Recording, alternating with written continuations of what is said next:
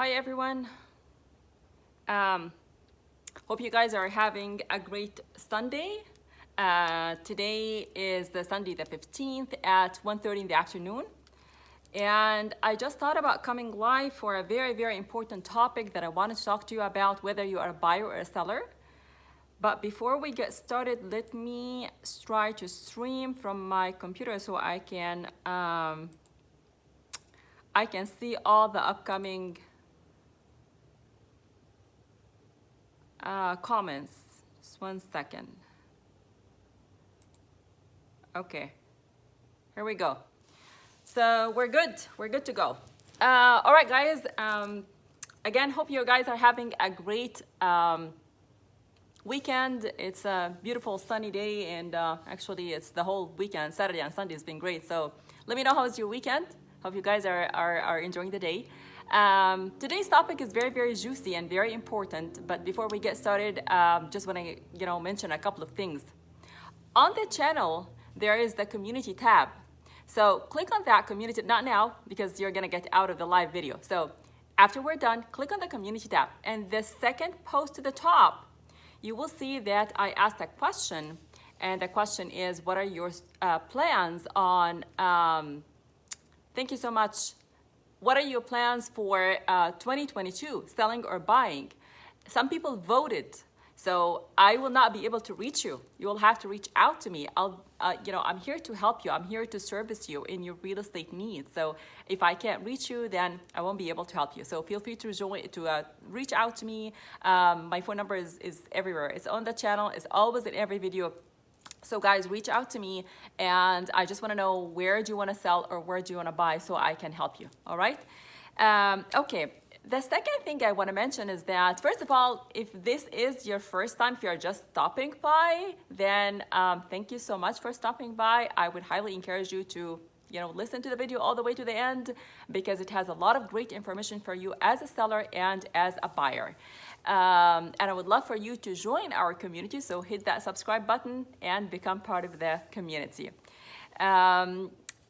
Today's topic, I'm gonna discuss it from both perspectives, from the seller perspective and from the buyer perspective. So because sometimes I'm a listing agent, I'm representing the seller, and other times I'm a buyer's agent, I'm representing the buyer. So I will switch roles, okay? And I will tell you exactly what you need to know.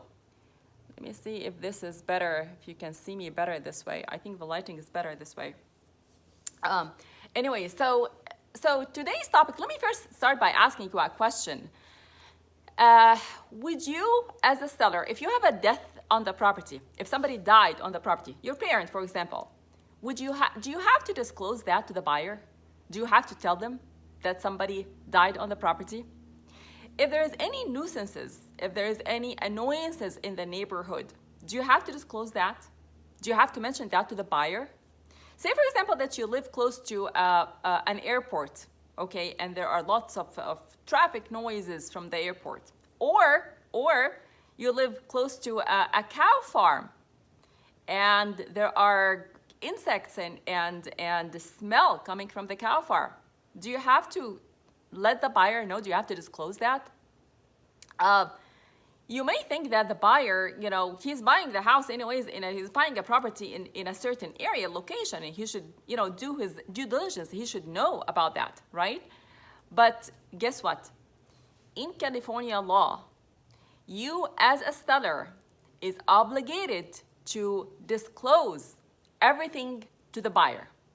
And we do this by a form called the TDS. So TDS is a transfer disclosure statement, and that's what I'm going to go through today. I'm not going to go through the whole disclosure. It's 3 pages, but I'm just going to go through the major things and let you know some things that you may not be aware of. Okay, so this is good for you as a seller because you would want to fill this out. And as a buyer, when you receive it, because you will have to sign on it. Before you're buying a house, you will receive this before the close of escrow. So then you will have to decide whether you're gonna accept this or not, because some things you may not agree about, and you will have to, it will have to fall out of escrow. You may have to get out of it, right? Oh, I forgot to ask you guys, where are you watching from? For those of you that are watching live or recorded, let me know. If you are outside of United States, let me know the name, the country. If you're in United States, let me know what state you're watching from. And if you're in beautiful sunny California, let me know what city, okay? Just would like to know my audience more. So this is the California law, by law, that you have to mention this. You will have to disclose everything to the buyer. So that's why I named this live. If there's a death on the property, do you have to disclose that? Yes, you do. Yes, you have to mention that. If the death happened in the past 3 years, okay? Beyond that, you're not obligated. Okay, do you have to mention the cause of the death? Florida, thank you. How's the weather over there in Florida? So do you have to mention the cause of the death? If it's some causes, like for example, the AIDS, you're not obligated to mention that. That's one of the things that we know, that if it's AIDS, for example, you're not obligated to mention that, okay? Okay, so what do we cover in the transfer disclosure statement? Let me just give you an idea and then we're gonna go through it in detail. United Arab Emirates, great, welcome. What time is it over there right now? I think there is a 12 hours difference, right? It's 1:30 a.m. your time. So the transfer disclosure statement, here are some of the things that you can, that you will have to mention, okay? Any malfunctions or defects on the property, the presence of chemicals on the property, common neighborhood disturbances, including traffic issues, the existence of easements or encroachments, flooding issues, drainage problems, and other environmental impacts, and any outstanding legal claims against the property, okay? So, say for example that your bathroom flooded last year and you had to change the flooring. You will have to mention that. You will have to let the buyer know that. So let's first go through this, and I will start mentioning a lot of examples for you that will make sense to you. So the transfer disclosure statement, first of all, the first page, again, you can't see it because of the light. Okay, so in the first page, it's simply asking you if these things are included. The subject property has the items checked below, and it's very simple, okay? Just the range, oven, microwave, dishwasher, gazebo, security, any security things that you have, pool, water supply, where it's coming from, gas supply, where it's coming from. So all these, fire alarm, everything that you know of about your property, you will have to just to check off, okay? So check off marked. You just have to check them off. And by the way, let me explain something. We, as real estate agents, we cannot go into legal explanations about disclosures or contracts. We're not allowed to do that because we're not real estate attorneys, okay? So I simply hand this to my seller and I tell them, fill it out to the best of your knowledge, because he may not be the first homeowner and he may not know everything about the property, right? So to the best of your knowledge, you want to fill this one out. So this is simple, right? The first thing is just simple. And then it asks you, are there, to the best of your seller's knowledge, any of the above that are not in operating condition? So you'll have to mention that. If you know any of it that's not working well, then you have to mention it. See, here is the rule of thumb in our industry. When in doubt, disclose. So this is a rule of thumb. When in doubt, disclose. Why?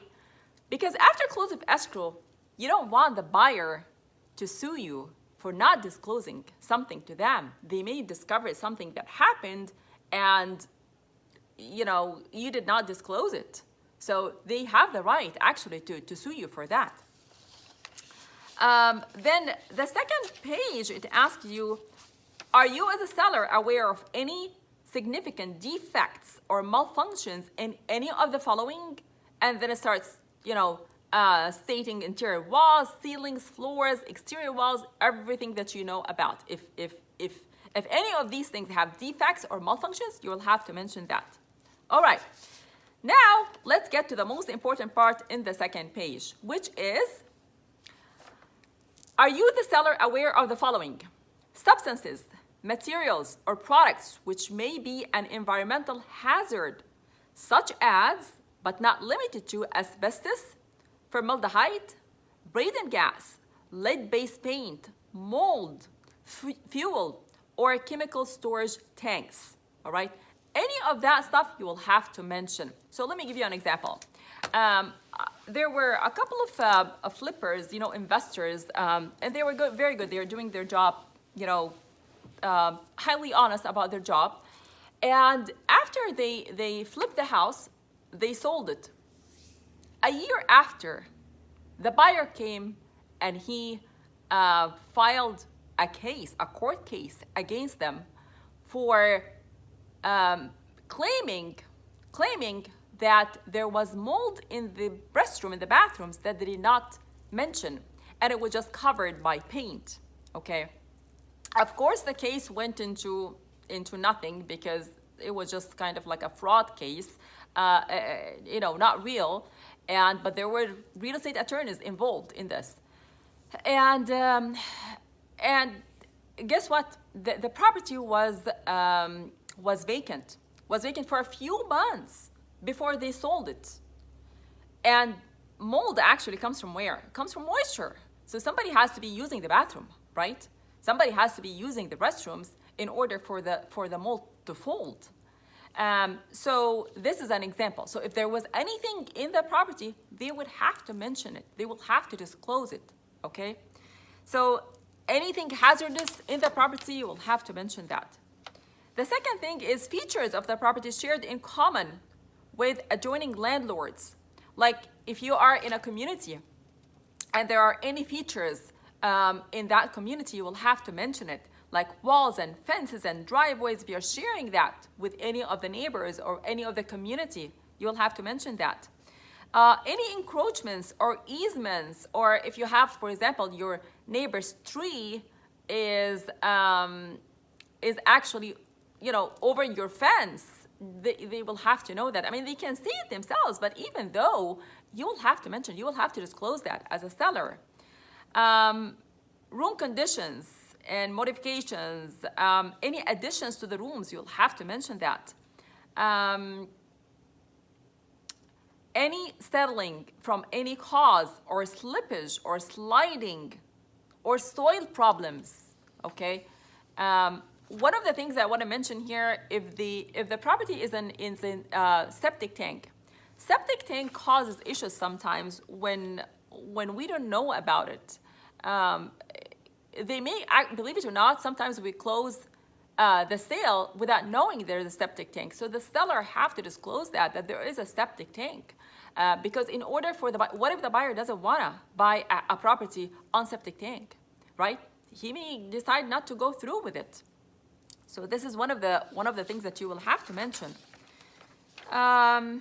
Flooding or drainage or grading problems. Like I said, if there's any flooding that happened to the house last year, for example, a few months back, you'll have to mention it. You'll have to say that this issue happened, I had to change the flooring, I had to change the piping, whatever you've done, you have to mention that.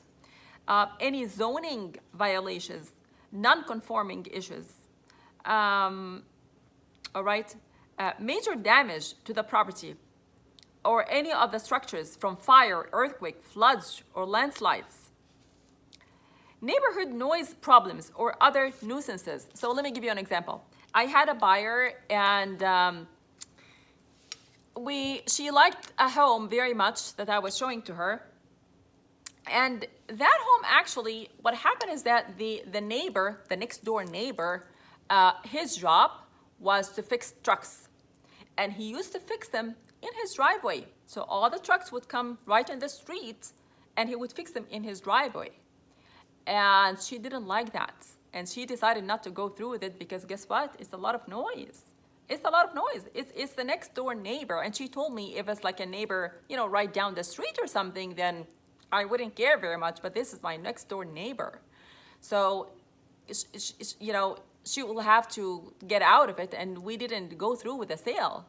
But this is something that the seller had to disclose. Well, luckily, we've seen the neighbor and we've asked him questions when we were there.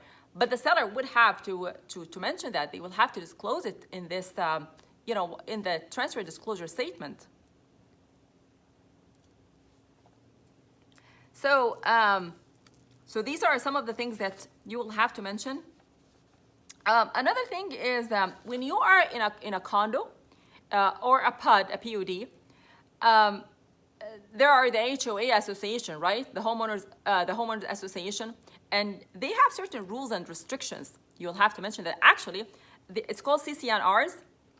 You will have to give the CCNR as a seller to the buyer. You have to give them a copy of it, okay? So this is a must before close of escrow. They have to have a copy of it. So they have to know what are the association rules and restrictions, because that may, maybe some of some of the associations, they refuse for the buyer to have a pet, right? And they want to have their dog or their cat or whatever their pet. So they are not going to go through with the sale. So they have to know that. Any notices of abatement or citations against the property or any lawsuits, okay, by or against the seller threatening or affecting this real property. So these are some of the things that you will have to mention. And I'm going to give you another example. It may sound really weird, but here is another example. There was a buyer, and this example actually I heard by our office manager in one of our meetings. One of the buyers she was helping, they ended up buying a brand new home, but after the closed escrow, they discovered that the location of the property is close to a cow farm. So guess what? There was, with the smell, they can smell it, the cow farm from the property. They can, it was the insects were everywhere, so they were very annoyed by it. Guess what? They actually filed a case against the developer. So they ended up suing the developer for not telling them. And you may think, a buyer you're buying in a certain location. You would assume that the buyer knows if there's an airport here, if there's a school over here, if there is, they're not going to know if there's a death on the property, right? You will have to disclose that. Or anything happened to the property. But you would assume that they know the location, they've searched it enough, they've done their due diligence, right? But no, you as a seller, you have to cover yourself. You have to know, because again, you don't want to get sued. So as a buyer, so this is as a seller, as a buyer, you will receive this from the seller. So if I'm representing the buyer, I get this from the listing agent and I hand it over to my buyer for them to sign. So they have to, of course, I read it first. I read everything in it first, and I tell them, okay, this is yes, this is no, this is whatever you want to watch for this point, or if there is anything alarming, I will have to mention it to them, right? And one of the things, I'm just going to give you an interesting example. I was helping a buyer, and they were buying a property. It was an investment, not investment. They were first-time home buyers, but the property was an investment, was a rental property for, the owner, and the owner is overseas. He doesn't even live here. So he's been renting his property for long years. 3 months before the sale of the property was vacant. Bear that in mind, okay? And then he decided to sell it, and we submitted an offer, we got accepted, and we opened escrow. When we got the TDS, guess what? In the TDS, the seller never lived in the property. So honestly, he doesn't know much about it. He never lived in it, okay? But he heard from the previous tenant that she used to hear mice in the walls. Usually mice, come on, we're in California, right? We took their land. They're everywhere. There isn't any house, there isn't any property in US that doesn't have mice. It's just, part of life, put it that way. But he was very annoyed from that. I told him a couple of things. I said, first of all, you need to get a pest control company. They can look into the droppings and see if there's any live droppings. That means, yes, there are live mice. And if there isn't, then, there are no mice. That's one thing. The second thing, the house has been vacant for 3 years.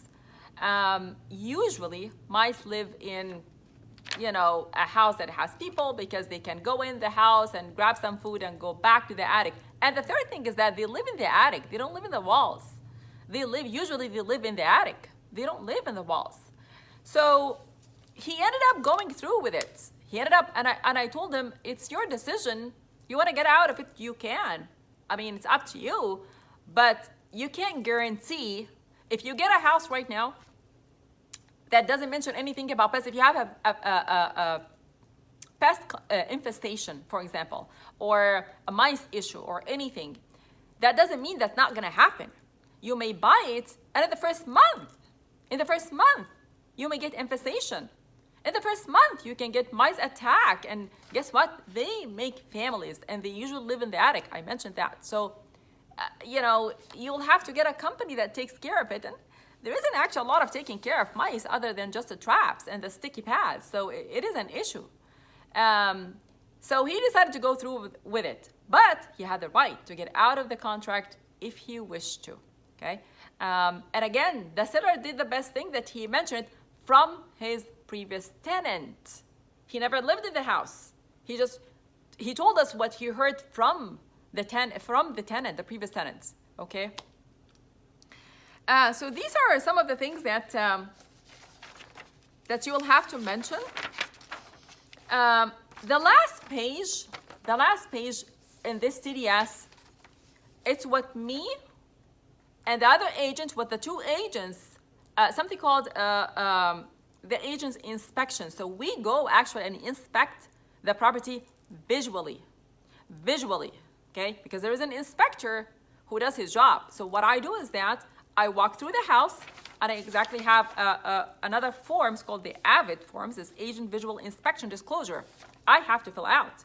And I check everything that I see. If I see a hole in this wall, then I write it down. On this wall in the kitchen, there is a hole. If there's a crack on the floor, then I write that. Whatever I see, I don't pick up things. I don't see under the sinks. I don't do any of that. And both parties have to do, the listing agent and buyer's agent. So the AVIDs, our disclosures, our inspections as agents are always attached to this one.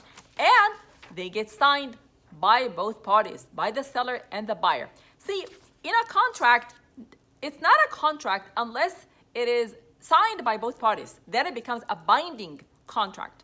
It has to be signed by the seller and the buyer. So that even my inspection for the house has to be signed by both parties. I'm telling the seller, hey, I went to the property, this is what I see. And I'm telling the buyer, it's up to you to accept this or not, okay? So this is the last page over here, okay? So the TDS, again, this is called the Transfer Disclosure Statement, and it's one of the most important disclosures that the seller fills out, and you as a buyer, one of the most important ones that you want to receive and read, okay? Actually, there are two disclosures. I'm not gonna cover the second one right now because we're getting to 30 minutes here. But the second disclosure is called Seller Property Questionnaire. I'm gonna cover that next time. So the Seller Property Questionnaire, these are the two disclosures that are covering everything about your property to the best of your knowledge, okay? To the best of your knowledge. So I'm gonna do this in two parts. This is basically part one, the TDS, and next time we're gonna cover the SPQ, which is a Seller Property Questionnaire. Let me know if you guys have any questions. Let me go to my laptop and see if there are any comments because I can't see it while I'm live on my phone. 1 second, I'm just logging in. Okay, here we go. Let me just refresh my feed 1 second.